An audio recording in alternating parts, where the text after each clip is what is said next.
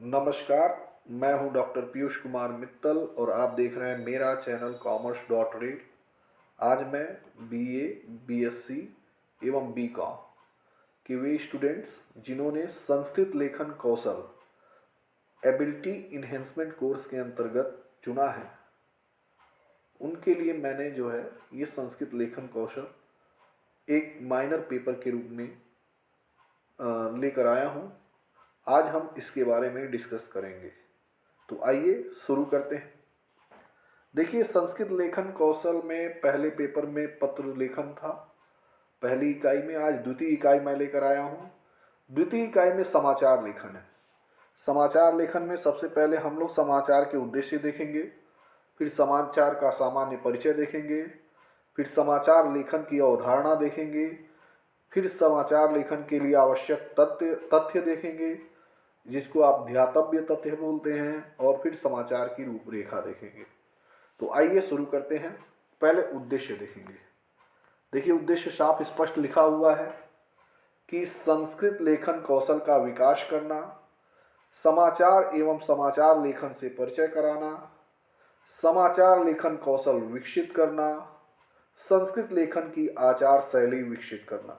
ठीक है, तो ये जो है 4 आपके उद्देश्य दिए गए हैं।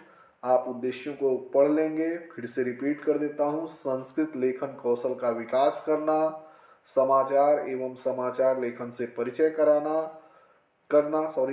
समाचार लेखन कौशल विकसित करना, संस्कृत लेखन की आचार शैली विकसित करना।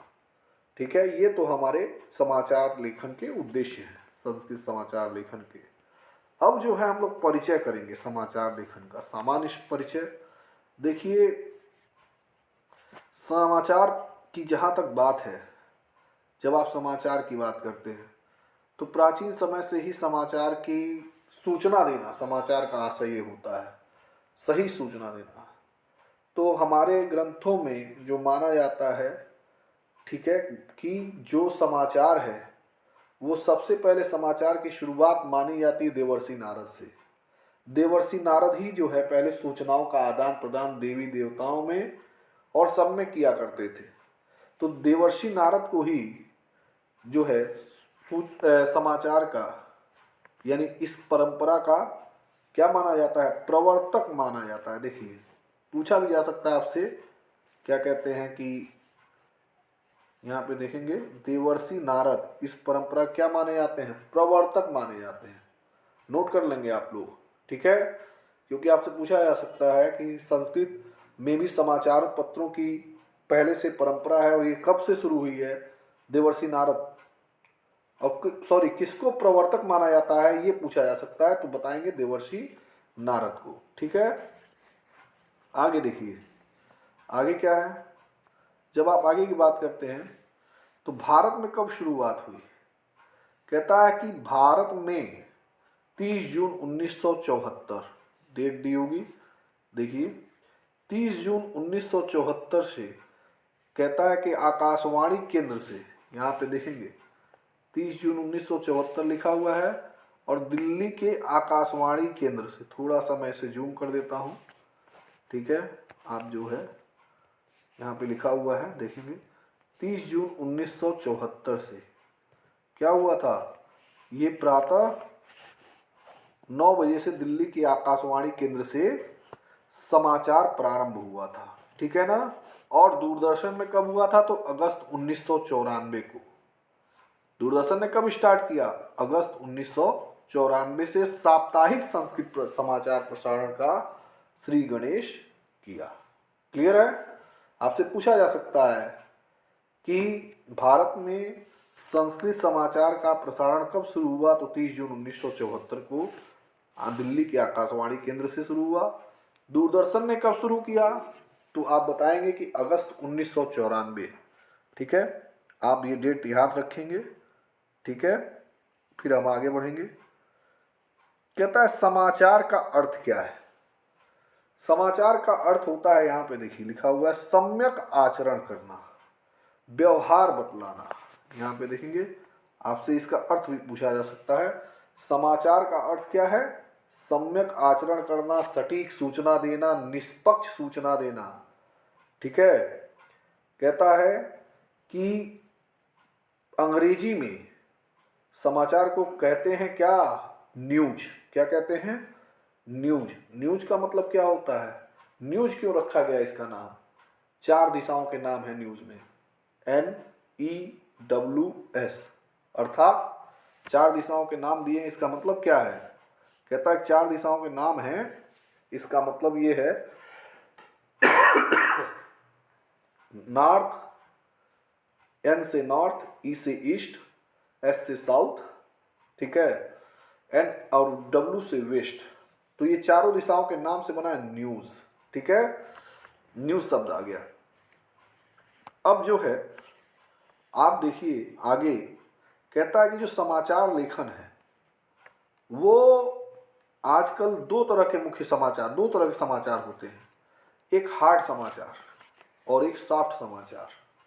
हार्ड समाचार क्या होता है? जिसको आप ब्रेकिंग न्यूज कहते हैं। कोई तत्काल में कोई बहुत बड़ी घटना घट गई हो, तुरंत ही समाचार चैनलों द्वारा चला दिया जाता है। देखे होंगे आपने टीवी चैनल पे ब्रेकिंग न्यूज, उसे ही हार्ड समाचार कहते हैं। और सॉफ्ट समाचार क्या है? ठीक है, सॉफ्ट समाचार क्या है?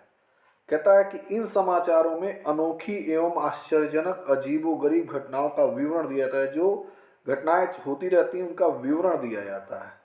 क्लियर है? समझ में आ गई बात? कहता है कि जैसे संवाददाता द्वारा तैयार की गई कहानी, घोटाले का पर्दाफाश, ये सब चलता रहता है। लेकिन हार्ड समाचार में क्या आता है? तत्कालिक घटनाएं आती हैं। क्लियर? समझ में आ रही है बात? आपसे पूछा जाएगा कि हार्ड समाचार क्या है और सॉफ्ट समाचार क्या है। आप बताएंगे हार्ड समाचार में ब्रेकिंग न्यूज आती है, जो ऐसी न्यूज जो तत्काल घोषित हुई हो, तत्काल हो रही हो, उस घटना की न्यूज दी जाती है। और सॉफ्ट समाचार में जो पहले से चल रही हैं उन्हीं घटनाओं का विवरण दिया जाता है। क्लियर है? और उन घटनाओं का विवरण भी दिया जाता है और ये घटनाओं का अनोखा और आश्चर्यजनक विवरण होना चाहिए। क्लियर है ना? इसके बाद फॉलो अप न्यूज एक आता है। फॉलो अप न्यूज क्या है? कहता है कि वे घटनाएं जो बहुत समय से लंबे चल रही हैं, देश में बेरोजगारी की बात हो रही है, ठीक है, तो वो फॉलो अप न्यूज है। उसमें कुछ कहता है कुछ ना कुछ लोग कर रहे हैं, ऐसी घटनाएं जो बहुत लंबे समय से चल रही है, कुछ ना कुछ उसमें ऐड होता जा रहा है, उसको फॉलो अप न्यूज कहते हैं। अब आइए परिभाषा की बात करें। परिभाषा क्या है? कहता है समाचार की परिभाषाओं की बात करते हैं तो आप एक ध्यान दीजिएगा कि समाचार ऐसा होना चाहिए, ठीक है, जो कि पाठक को स्पंदित एवं रोमांचित करने वाला हो, संतुष्ट करने वाला हो। हम समाचार सुनने के लिए बैठते हैं, कई बार ऐसा होता है समाचार कुछ समझ ही नहीं आता, लगता है कोई न्यूज़ नहीं है, कहते हैं लोग कोई न्यूज़ नहीं है। यानी कि जो समाचार है वो आपको बोरिंग टाइप का लग रहा है, समाचार में आपके लायक कोई न्यूज़ ही नहीं होती है। तो समाचार ऐसा होना चाहिए कि जो आपको जो है रोमांचित करे, संतुष्ट करे, आप जो जानकारी चाहते हैं वो मिल जाए, या आपके लायक कोई खूब बढ़िया जानकारी आ जाए, आपका मनोरंजन हो, ठीक है। और क्या होना चाहिए समाचार का? देखिए वास्तविक अर्थ क्या है? आगे बढ़ना, ठीक है, आगे बढ़कर चलना या अच्छा आचरण या व्यवहार करना है। क्लियर है ना? कि समाचार का अर्थ है आगे बढ़ना, चलना या अच्छा आचरण या व्यवहार करना। क्लियर है? आपसे पूछा है कि समाचार की परिभाषा क्या है। समाचार में क्या लक्षण होने चाहिए? समाचार ऐसा होना चाहिए जो आप सुनने वाले के ज्ञान को संतुष्ट कर सके, उसे रोमांचित कर सके, उसका मनोरंजन कर सके, या ये सारी चीजें होनी चाहिए, ठीक है। आगे देखिए, कहता है कि समाचार लेखन की बात करें। समाचार लेखन की जब बात होती है तो समाचार में कहता है कि ये सामान्य चीज नहीं है। ऐसा नहीं है कि कहानी लिख दिए, कुछ भी लिख दिए, जैसे आप क्वेश्चन आंसर लिखते हैं कुछ भी लिख दिए सब हो गया। न ये लेटर की तरह है, न पुस्तक लेखन की तरह है, न निबंध लेखन की तरह है। समाचार जब लिखा जाता है, ठीक है, जब भी समाचार लिखा जाता है तो इसमें अनेक घटनाओं का, बहुत सी घटनाओं का, सूचनाओं का की खबर लिखी जाती है, साथ में चित्र भी दिया जाता है। ठीक है, चित्र देने से क्या होता है, समाचार के प्रति लोगों की जो है इंटरेस्ट बढ़ता है। ठीक है, और क्या है, कहता है कि जो लेखक हो, जो समाचार लिखने वाला हो, उसको अपनी लैंग्वेज में पूरा कंट्रोल होना चाहिए। ठीक है ना, लेखन पर पूरा अधिकार होना चाहिए, और वह घटनाओं का ऐसा विवरण करे, ऐसा ऐसे शब्दों में उसको प्रस्तुत करे कि पढ़ने वाला जो है उस समाचार में खो जाए। ठीक है, और वो जो है अपने आप को वहाँ महसूस करने लगे।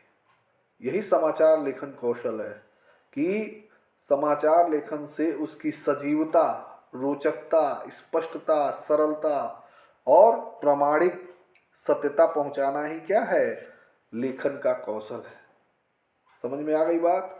समाचार लेखन में ऐसा होना चाहिए, ऐसी ऐसी चीजें लिखिए, कहता है लिखने का मतलब इस प्रकार से लिखिए कि जो सामने वाले व्यक्ति को एकदम संतुष्ट कर सके। क्लियर है। और लेखन करते वक्त लैंग्वेज पे पूरा कंट्रोल होना चाहिए, घटना का पूरा जिक्र होना चाहिए, घटनाओं का चित्रों के साथ, ठीक है, वर्णन होना चाहिए, और ऐसा वर्णन होना चाहिए कि घटना की सजीवता, रोचकता, स्पष्टता, सरलता और प्रमाणिक सत्यता पहुंचे लोगों के पास। ठीक है, अब कौन कौन से तथ्य हैं जिनमें समाचार लिखते वक्त ध्यान में रखना चाहिए। यहाँ पर देखिए, घटना का महत्व और प्रभाव। ठीक है, समग्र तथ्यों का संकलन में सप्त ककारों का आवश्यक प्रयोग होना चाहिए।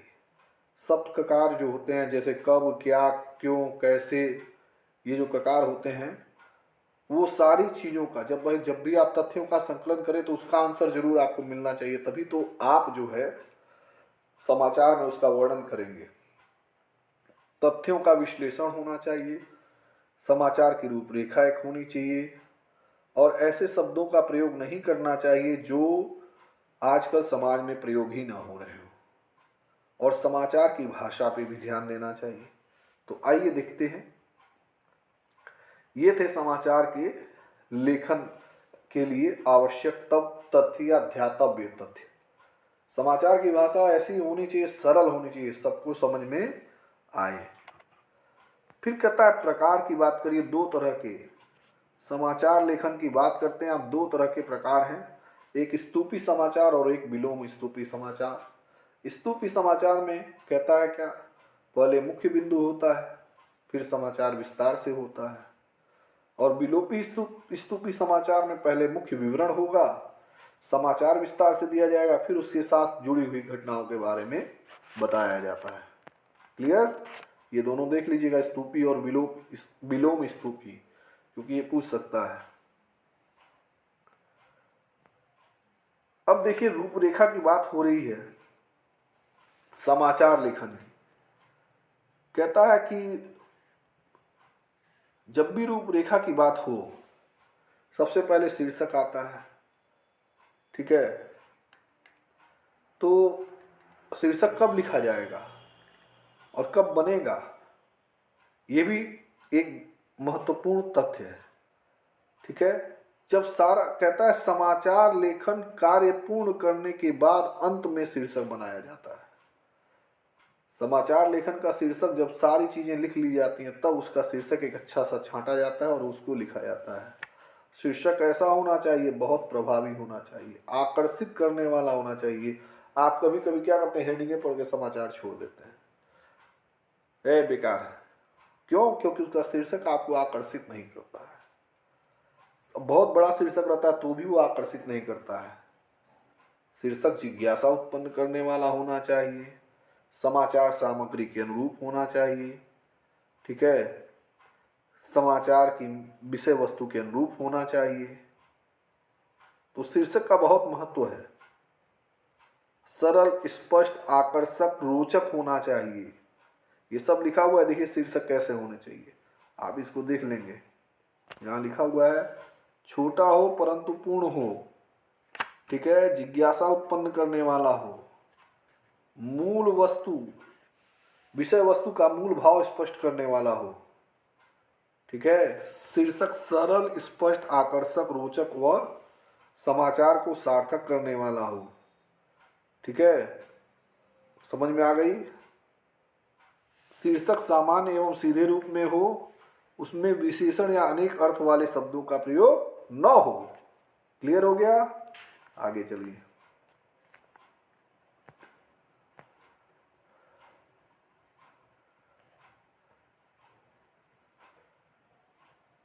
कहता है भूमिका और तथ्यों का विस्तार भूमिका की बात करेंगे तो इसको कहते हैं आमुख। क्या कहते हैं? आमुख कहा जाता है। देखिए यहां लिखा हुआ है, इसे कहेंगे आमुख। समाचार की आरंभ भूमिका, जिसे आमुख भी कहा जाता है, और इसको पढ़कर मूल भाव को आसानी से समझा जा सकता है, और इसे पढ़कर ही जो पाठक है वो डिसाइड करता है कि लास्ट तक पढ़ना है कि नहीं पढ़ना है। ठीक है, तो ये जो है आमुख होता है।